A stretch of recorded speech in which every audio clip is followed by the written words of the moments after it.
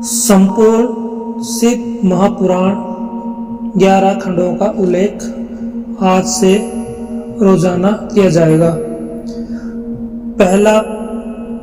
प्रथम खंड, पहला अध्याय। एक समय महर्षि श्री वेद व्यास जी के प्रथम शिष्य श्री सूत जी, जिन्होंने अपने गुरु की सेवा द्वारा बड़प्पन प्राप्त किया था, नेमी सारण्य नामक वन में भगवान सदाशिव की तपस्या कर रहे थे।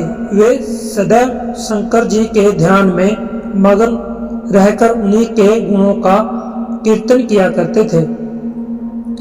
उन्हीं दिनों संयोग से शौनक ऋषि अपने साथ अन्य बहुत से ऋषियों को लेकर श्री सूत जी के पास आए तथा उनसे इस प्रकार बोले, हे सूत जी, हम लोग संसार रूपी अथाह सागर में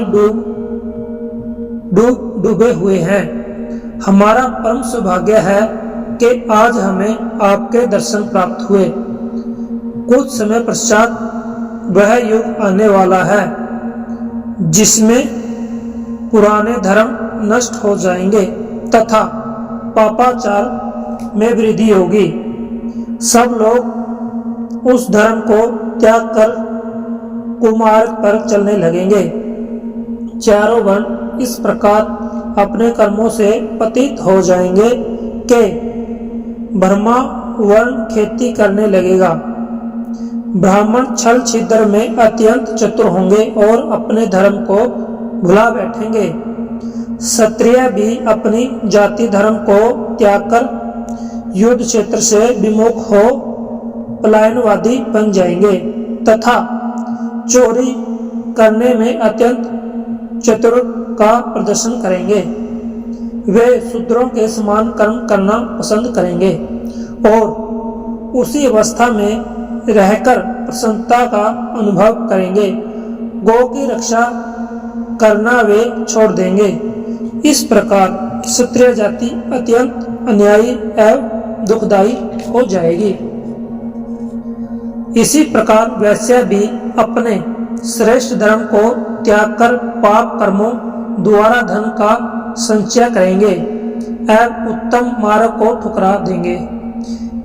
इसी शूद्र भी अपने धर्म को त्याग कर ब्राह्मणों का कर्म करने की चेष्टा करेंगे। शूद्रों द्वारा इस प्रकार विपरीत कर्म किए जाने पर ब्राह्मणों का तेज नष्ट हो जाएगा। ऐसी दशा में संपूर्ण प्राणियों की आयु भी कम रह जाएगी। संसार में जब इस प्रकार का अधर्म बढ़ जाएगा और जाति बंधन नष्ट हो जाएगा, उस समय भिक्षुओं द्वारा भिक्षा मांगे जाने पर भी उन्हें कोई कुछ दान नहीं देगा। वर्ण संकर मनुष्य अपने को उच्च कलीन समझकर और लोगों को है दृष्टि से देखेंगे। स्त्रियां भी दुष्ट प्रकृति वाली बनकर अपने पति की सेवा से बेमुख हो जाएंगी। ऐसी अवस्था में संतान भी अपने माता पिता से प्रीति रखना त्याग देंगी। मनुष्य में समय जब तक तथा शील नष्ट हो जाएगा। ऐसी अवस्था में प्रतिदिन सत्य और सोच का आभास होता जाएगा। ओम नमः शिवाय, हर हर महादेव। हे सूत जी, ऐसे घोर कलिकाल में लोग तपस्या को केवल इसलिए सम्मान देंगे कि वे उनके पुत्र आदि उत्पन्न होने की कामना को पूर्ण करने में सहायता प्रदान करें। इस युग में केवल बालों को संभाल लेना ही सुंदरता का लक्षण होगा और अपने पेट को भर लेना ही सबसे श्रेष्ठ कार्य समझा जाएगा। भला आप ही बताइए कि ऐसे घोर समय में कलयुगवासी जीव किस प्रकार मुक्ति प्राप्ति करेंगे। वे अपने पापों तथा सहस्त्रों दुष्कर्मों को भस्म कर सत्यपथ को अपनाने में किस प्रकार समर्थ सकेंगे। आप सब प्रकार की चिंताओं को दूर करके प्रसन्नता प्रदान करने वाले हैं। इस लोग इसी चिंता में डूबे हुए थे कि तब तक हमें आपके दर्शनों का सौभाग्य प्राप्त हो गया। अब कृपया करके कोई ऐसा उपाय बताइए जिससे हमारी यह चिंता नष्ट हो जाए और हम प्रसन्नता को प्राप्त करें। संसारी जीवों का हित चाहने वाला आपके समान और कोई नहीं है। आपने भगवान वेद व्यास जी की अत्यंत सेवा की है और अनेक पापियों को पाप रूपी समुद्र से पार उतारा है।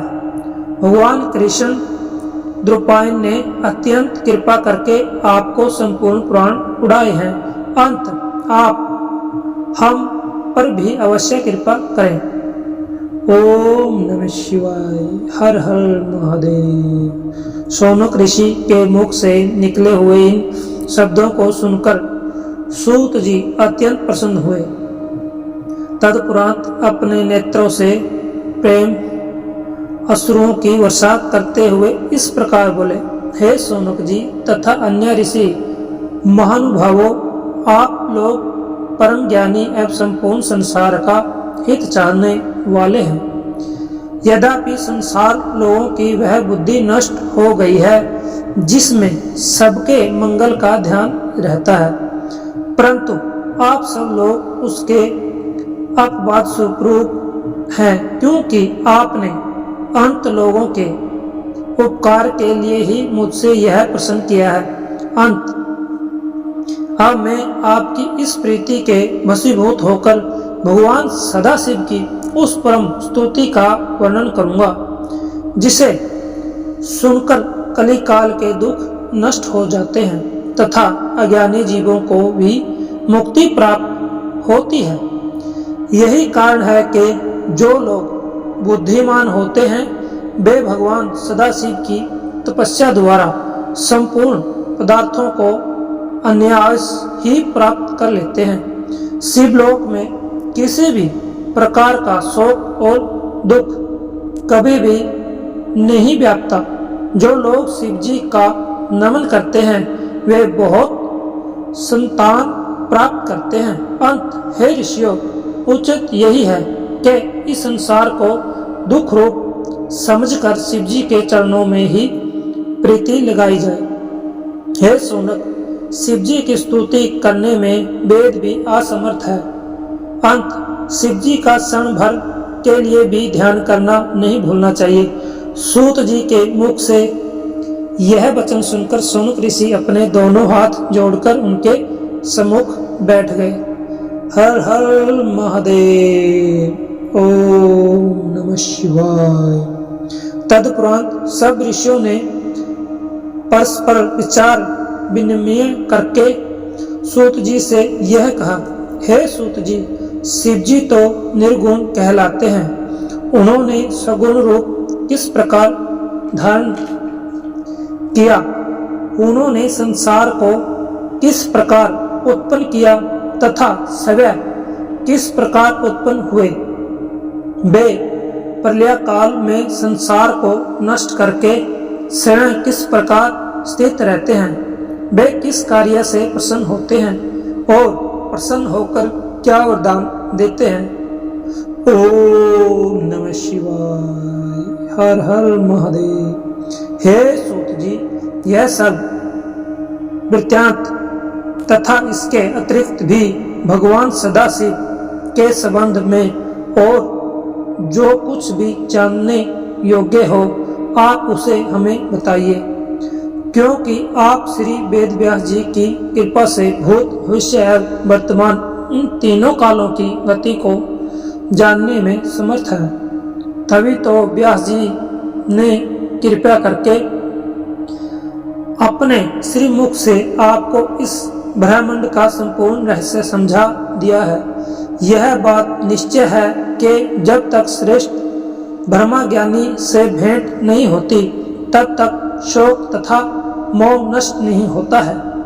हम तो उसी को बड़ा भाग्यवान मानते हैं जो शिव जी की कथा कीर्तन से अपना संबंध सदैव बनाए रहते हैं। ओम नमः शिवाय। हर हर महादेव। ये था प्रथम अध्याय, प्रथम खंड का। दूसरा खंड अध्याय प्रथम खंड का कल आएगा। ओम नमः शिवाय। ओम नमः शिवाय।